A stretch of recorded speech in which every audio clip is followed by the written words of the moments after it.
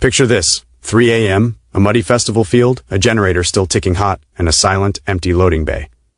Our truck door slams, our crew buckles in, and we roll out into the dark, minus one very entitled sound engineer. Hours earlier, he called us just roadies and told a woman on my team he doesn't take orders from girlies. By sunrise, he'd be calling daddy from a freezing field 250 miles from home. Here's how we got there, and why it felt like justice. If you've ever been underestimated at work, talked down to by someone who hasn't earned a thing, or wished karma would show up on time for once, hit like, subscribe, and settle in. Today's tale isn't just revenge, it's about respect, competence, and why you never ever mess with the people who make the show happen. The call came in like 100 other gigs, weekend rock festival, 10 bands a day, standard kit. Bossman sends 4 of us, me at front of house, Dreadful Boris and Big Chris on monitors, and Hammer, 5'9" of calm steel and scary good ears. We've done this dance so many times we can hear each other think. Then comes the curveball, we're taking an apprentice. Promoter's son. Be nice, teach the kid. On the drive down, the kid, let's call him Brad, glued himself to the rear window like a golden retriever in a sports car, talking fast and loud. I'm already a really good sound engineer, probably show you a few tricks. I felt the first prickle of heat behind my eyes, not anger, not yet. More like forewarning. The same feeling you get when a subwoofer hums for no reason. You know something's off, you just don't know how loud it'll get. We roll into the venue, cold air, diesel, wet grass. Our 16-ton truck exhales a steel and cable lungful of gear, 16 kilowatts for front of house, 6 kilowatts of monitors, 2 desks, endless cases, snakes, trunks.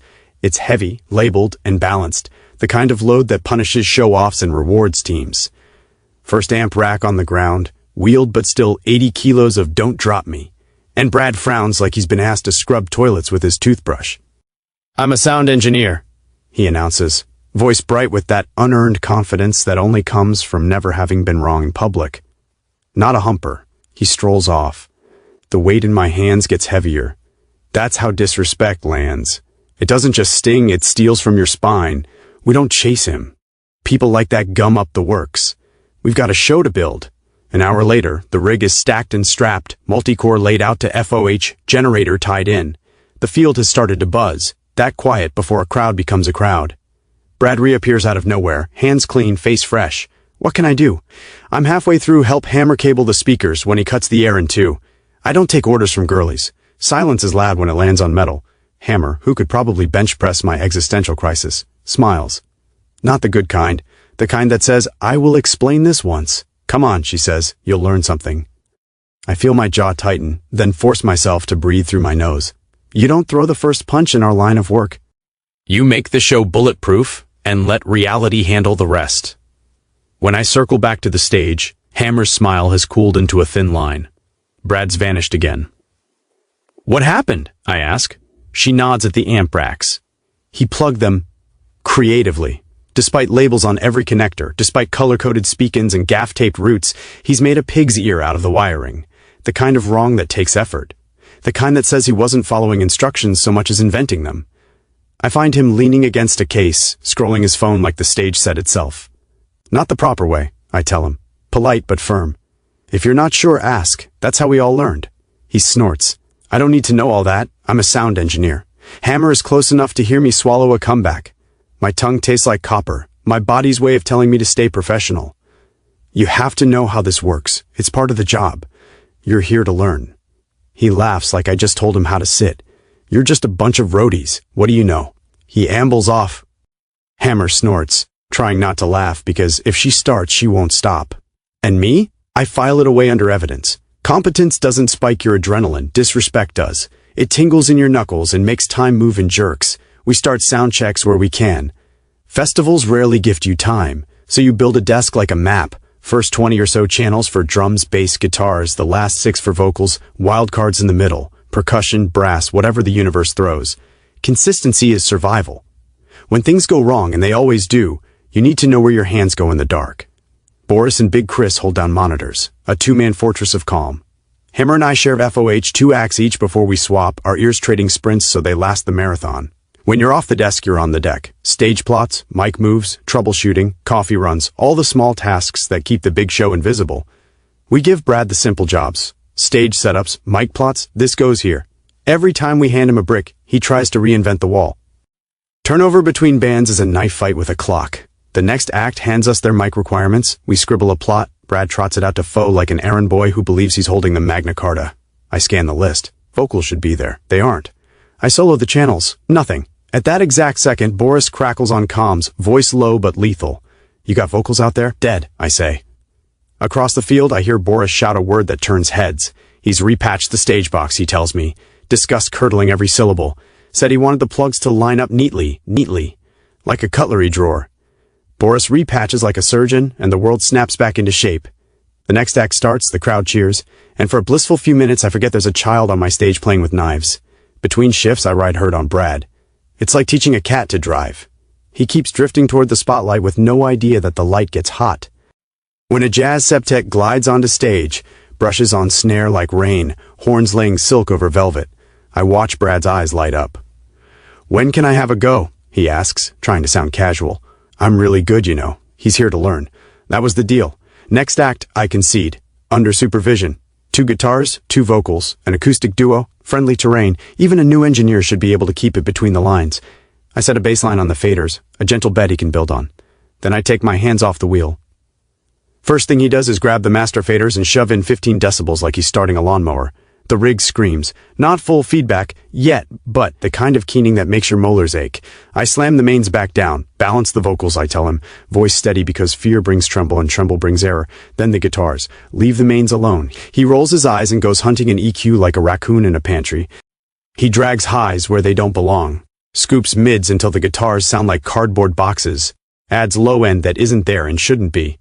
The rig starts to squeal again. That spiral into chaos that eats a show from the inside. Enough.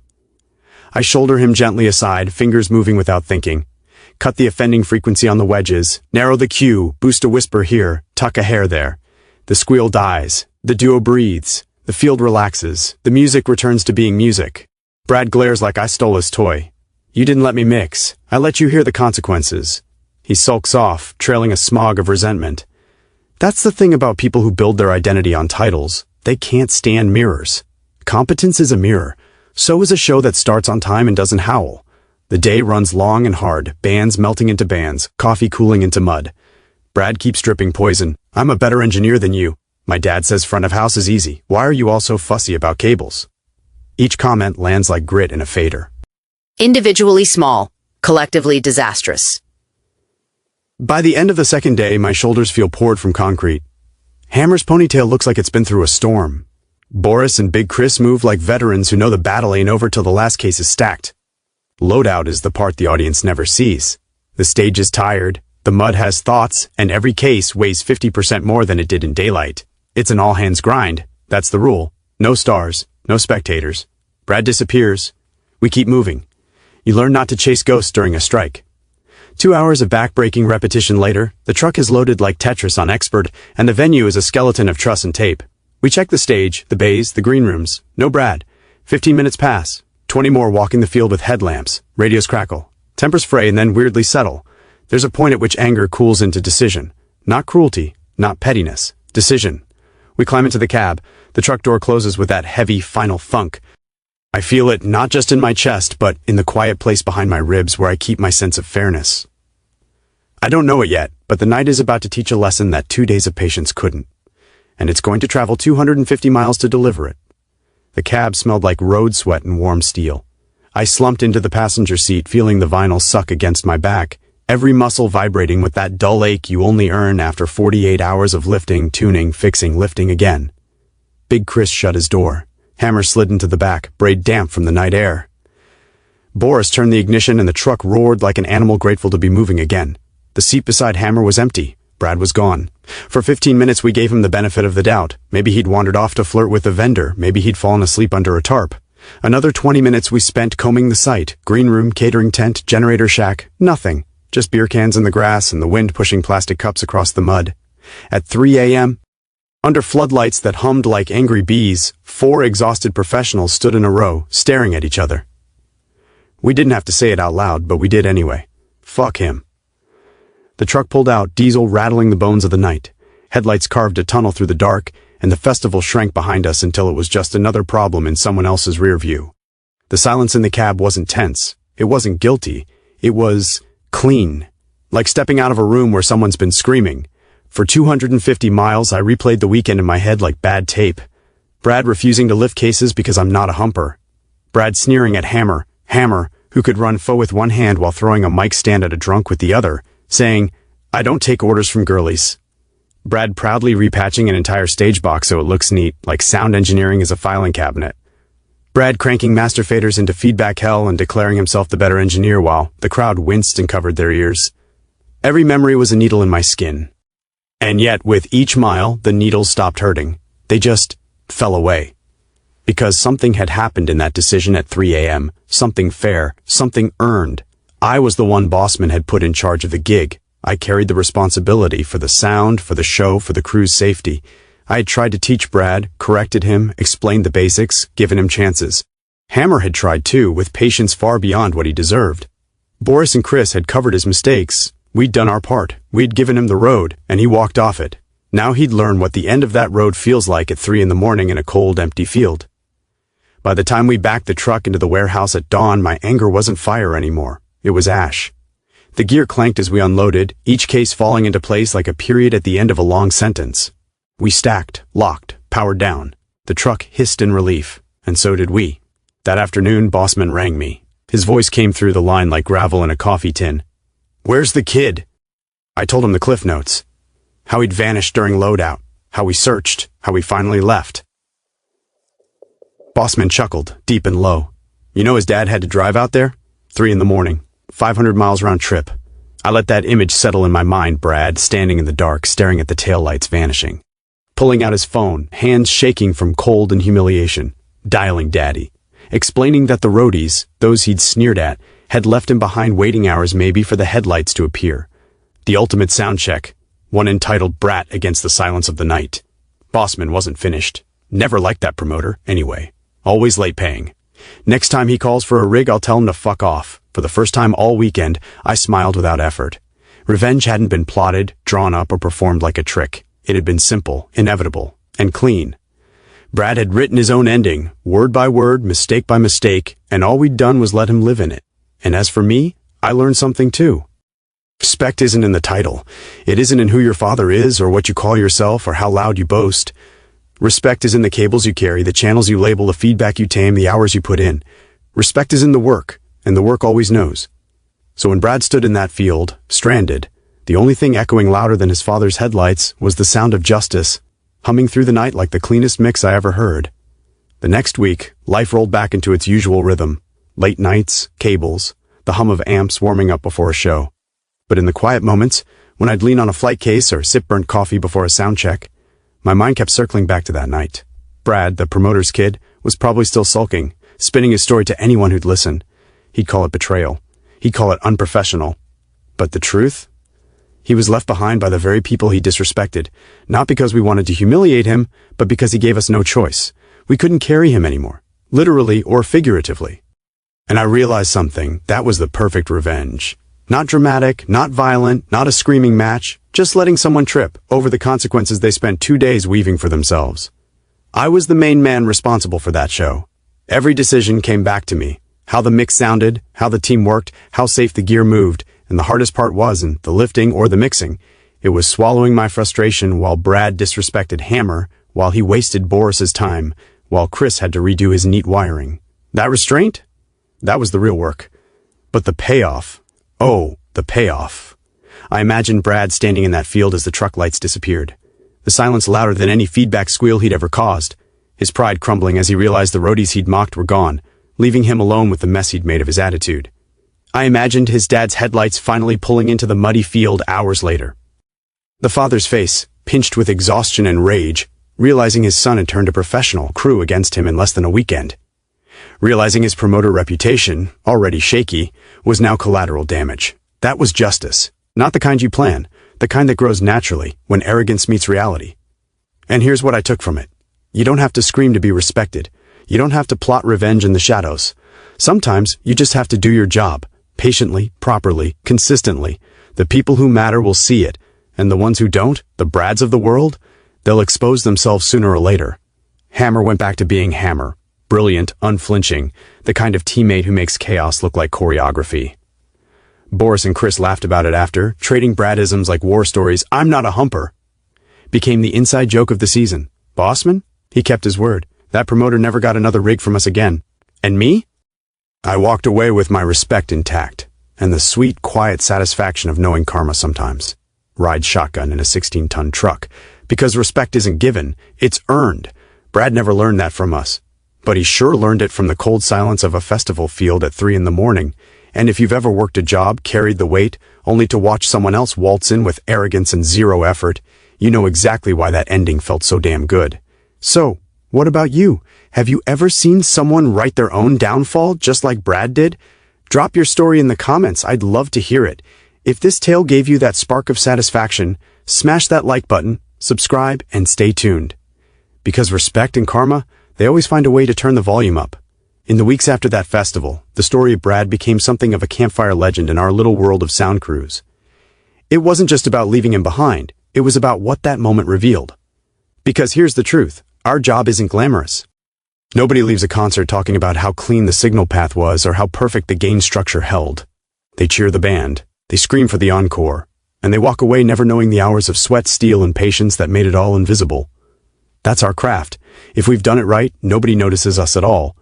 And that's why Brad stung so badly. He walked in expecting applause for nothing. He thought sound engineer was just a title you could claim, not a grind you had to earn. And worse, he spat on the very people holding him up.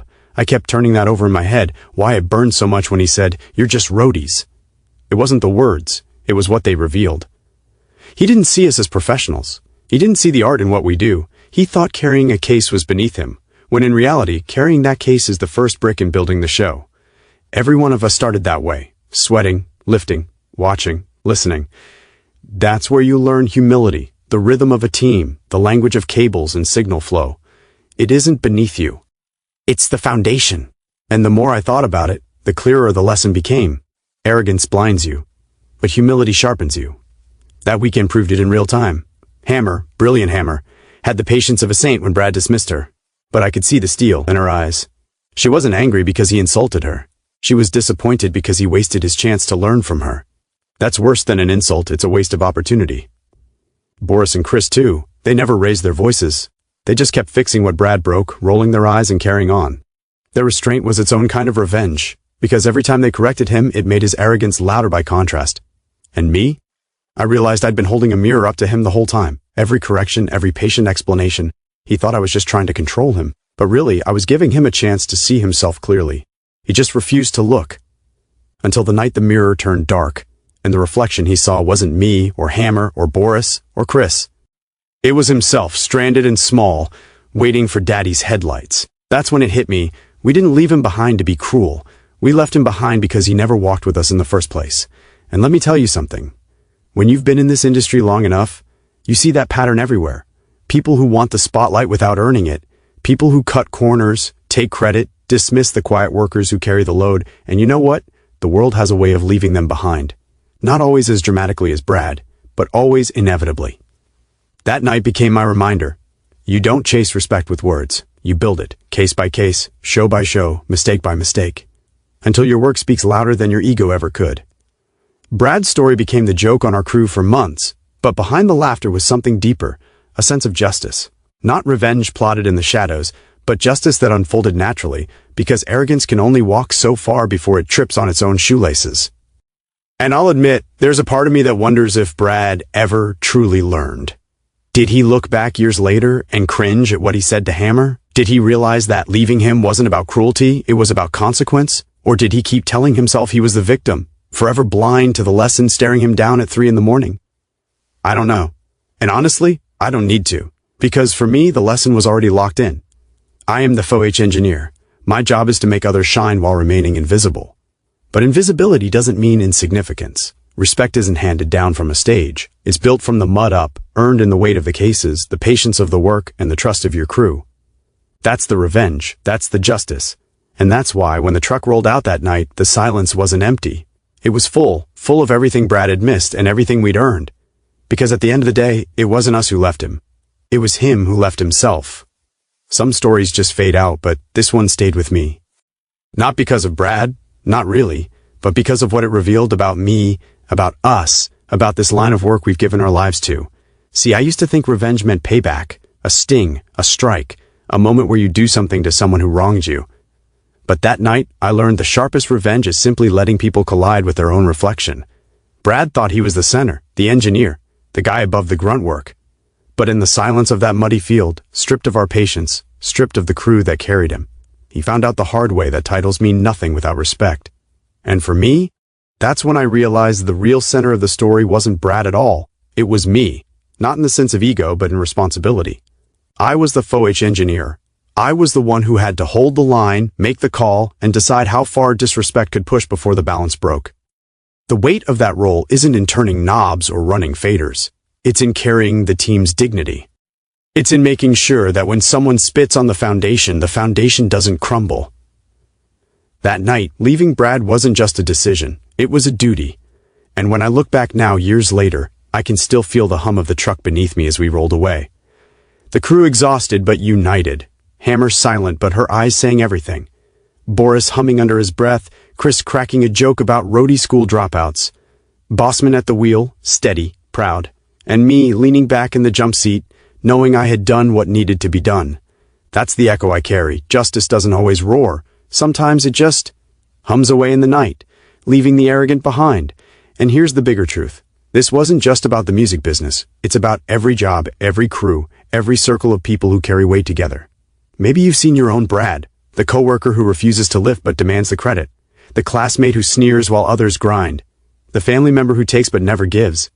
You don't always get to choose revenge, but you can choose patience. You can choose professionalism. And when the moment comes, you can choose to walk away and let their own arrogance finish the job for you. That's not cruelty, that's consequence. And if you've ever been the one carrying the weight, sweating in silence while someone else mocked the work, remember this: respect is built in those moments, not stolen by their words. Respect is yours to keep. Brad, he became a punchline. But me? I walked away stronger, sharper, calmer. And that, right there, was the sweetest revenge of all. Because the story doesn't end with him standing alone in a field. It ends with us, rolling on, carrying the music, the gear, and the lessons that make us who we are. And me, I'll always be the faux engineer. The man in the shadows who makes the sound sing, who carries the weight, who knows that the strongest justice isn't in the noise, it's in the silence after. And now, I want to hear from you. Have you ever watched someone write their own downfall, just like Brad did? Maybe at work, in school, in your family? Share your story in the comments. I'll be reading them. If this tale struck a chord, hit that like button, subscribe, and stick around. Because stories like this, they're not just about sound crews. They're about life, respect, and the quiet ways karma keeps the beat.